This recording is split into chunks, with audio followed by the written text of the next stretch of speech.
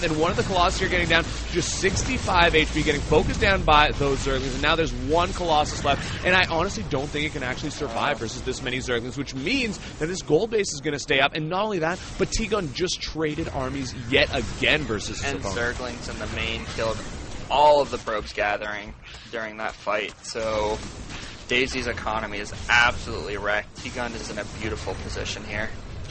Really, I mean, he did such a fantastic job. This Colossus here trying to get microed by Daisy, but there's just too many Zerglings, and it's eventually going to fall. So Daisy now only has 29 probes versus 53 drones. A fifth base for T-Gun is up. He's just making more Banelings, getting +2 melee attack, and he's going to be able to go for another huge drop play here and basically finish the game.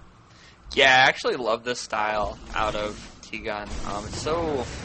I mean, I guess I've seen it before, but just like mass Zergling and Baneling and no other units versus Protoss, and he's making it work with exceptional control, exceptional decision-making, and, you know, Daisy's had great micro. You can't take that away from him, but I think T-Gun's going to be too much for him here, and here we go. Probably the last stand for a Protoss player, going in for the gold base again. Well, this is a pretty boss combination to deal with Zerglings. I mean, he's got Colossus, Archon, which are going to be good against the Banelings, and then the Zealots, not so good against the Banelings. So, right now, T-Gun was about to move out there with all of his Banelings. He actually still is moving out. He's going for the full counterattack play here, Bong. He doesn't even care. He's going to lose his bases. He's going for the base raise. He knows he's in a stronger position, but nice Zealot warpins there. These Zerglings having a hard time streaming in. Yeah, I don't know about this decision. This is going to come down to the wire. I think Daisy has the better army if they engage straight up, but these amount of lings with Banelings is going to destroy the base so fast, and Daisy is not going to be able to sneak a probe out here, whereas T-Gun's going to be able to go all over the map with drones here, and we do see Daisy pulling back. Oh, I think this spells the end for a Protoss player. Look at those Baneling drops. So many probes getting taken out. There's only 5 of them left on the map. 2 of them here.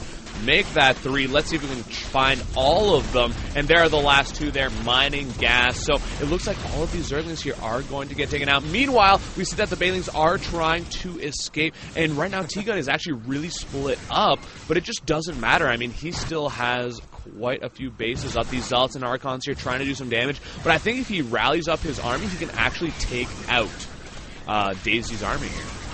Yeah, I mean, there are a bunch of, like, weird engagements. I looked all over the map. There were, like, single Colossus dealing with, like, a couple Zerglings in 3 different places. Meanwhile, there's a Baneling dropping a ton of Zealots on another position in the map.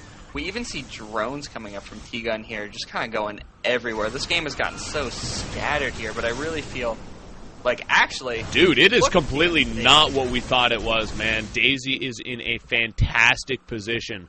I honestly don't see how T-Gun can actually come back into this. He does have 4 Banelings and an Overlord, but Daisy still has a base, man. I am sorry, guys. We actually completely missed this.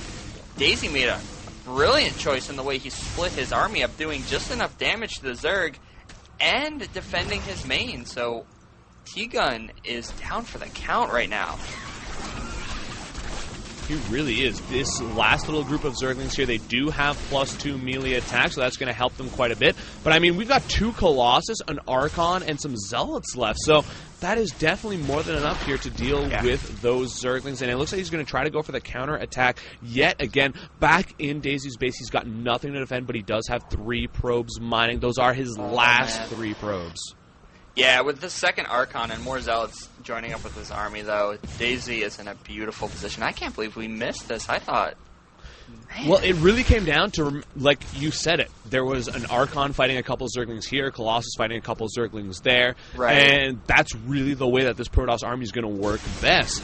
You need to keep your Zergling swarm together, and T-Gun did not do that. So now it's 44 supply for Daisy versus 12 to T-Gun.